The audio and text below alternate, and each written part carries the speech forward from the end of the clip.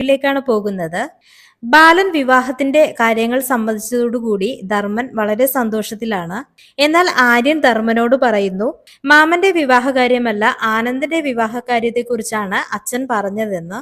പിന്നീട് കാണിക്കുന്നത് അവരുടെ മുന്നിൽ ആരൊക്കെയോ ഫോണിൽ സംസാരിച്ചു കൊണ്ടിരിക്കുന്നതാണ്. നീ പോയാൽ എനിക്ക് 100 പെണ്ണുങ്ങളെ കിട്ടുമെന്നൊക്കെയാണ് ഫോണിൽ സംസാരിക്കുന്നത്.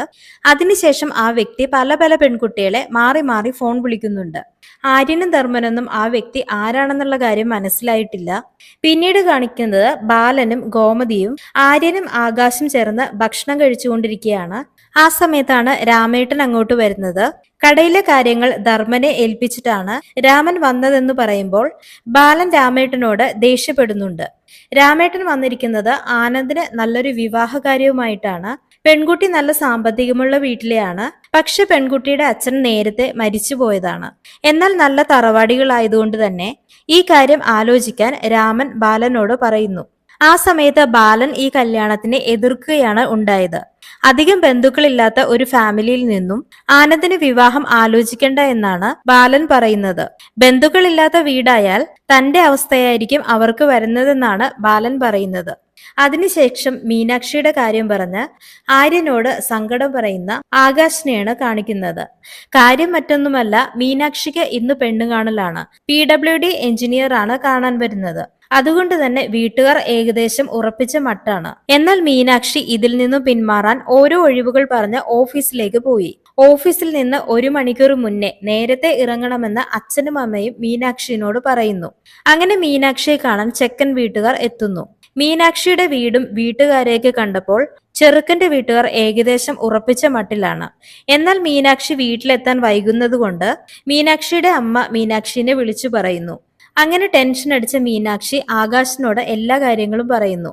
അങ്ങനെ ആകാശും മീനാക്ഷിയും ഒരു തീരുമാനത്തിലെത്തുന്നു. എത്രയും താമസിച്ച് വീട്ടിലെത്തിയാൽ മതി, അതാകുമ്പോ പെണ്ണ് കാണാൻ വന്നവർ പോയിട്ടുണ്ടാകും. അങ്ങനെ മീനാക്ഷി മനഃപൂർവ്വം താമസിച്ച് തന്നെ ആടിപ്പാടി വീട്ടിലേക്ക് എത്തുന്നു. വീടിന്റെ മുറ്റത്തെത്തിയ മീനാക്ഷി ഞെട്ടിപ്പോകുന്നു. കാരണം ചെറുക്കന്റെ വീട്ടുകാർ പോയിട്ടില്ല. അവരവിടെ തന്നെ മീനാക്ഷിക്ക് വേണ്ടി കാത്തിരിക്കുകയാണ്. മീനാക്ഷി കണ്ടതും ചെറുക്കന്റെ വീട്ടുകാർക്കും ഒരുപാട് ഇഷ്ടമായി. അങ്ങനെ വിവാഹം തന്നെ ഏകദേശം ഉറപ്പിച്ച മട്ടിലാണ് എല്ലാരും നിൽക്കുന്നത്. മീനാക്ഷിയുടെ മുഖം ഇടക്ക് മാറുന്നത് കണ്ട് ചെറുക്കന്റെ അമ്മ എന്താണെന്ന് ചോദിച്ചപ്പോൾ നിങ്ങളെ ഇതുവരെ വെയിറ്റ് ചെയ്യിപ്പിച്ചതിന്റെ ടെൻഷനാണെന്ന് മീനാക്ഷി പറയുന്നു. അതിനുശേഷം പിന്നെ കാണിക്കുന്നത് ആര്യനും ധർമ്മനും കൂടെ രാത്രിയിൽ നടന്നു വരുന്നതായിട്ടാണ്. ധർമ്മൻ പറയുന്നുണ്ട്, നിങ്ങളുടെ അച്ഛൻ അഞ്ഞൂറാനെ പോലെയാണ്, നിങ്ങളെ ആരെയും കൊണ്ട് വിവാഹം കഴിപ്പിക്കാൻ പോകുന്നില്ല എന്ന്. അങ്ങനെ 1ഉം 2ഉം പറഞ്ഞ് അവർ തർക്കിച്ച് നടന്നു വരുമ്പോഴാണ് ഇരുട്ടത്ത് മാറി നിന്ന് സംസാരിക്കുന്ന അങ്കിതയെയും മറ്റൊരു പയ്യനെയും കാണുന്നത്. ആ പയ്യൻ അവർ കുറച്ചു മുമ്പ് കണ്ട പയ്യനായിരുന്നു. ഒരുപാട് പെൺകുട്ടികളോട് ഫോണിൽ സംസാരിക്കുന്നത് ധർമ്മനും ആര്യനും കേട്ടതാണ്. അതുകൊണ്ട് തന്നെ അവൻ ഫ്രോഡാണെന്നുള്ള കാര്യം രണ്ടുപേർക്കും മനസ്സിലായിട്ടുണ്ട്. അങ്ങനെ ധർമ്മൻ ദേഷ്യത്തോടു കൂടി തന്നെ അവനെ തല്ലുകയും അങ്കിതയെ അവിടുന്ന് പറഞ്ഞു വിടുകയും ചെയ്യുന്നു. അതിനുശേഷം പിന്നെ കാണിക്കുന്നത് ആകാശ് മീനാക്ഷിയെ ഫോണിൽ വിളിക്കുന്നതാണ്. ആകാശ് പറയുന്നു, ഞാൻ പറഞ്ഞതെന്ന ഐഡിയ കാരണം ചെക്കനെ ഇന്ന് കാണേണ്ടി വന്നില്ലല്ലോ എന്ന്. എന്നാൽ മീനാക്ഷി ആകാശിനോട് ദേഷ്യപ്പെട്ട് തന്നെ പറയുന്നു, താമസിച്ചു വന്നതുകൊണ്ട് തന്നെ ഒരുപാട് നേരം അവർ സംസാരിച്ചു. കല്യാണം ഏകദേശം ഉറപ്പിച്ച മട്ടിലാണ് ഇവിടുന്ന് ഇറങ്ങിപ്പോയതെന്ന്.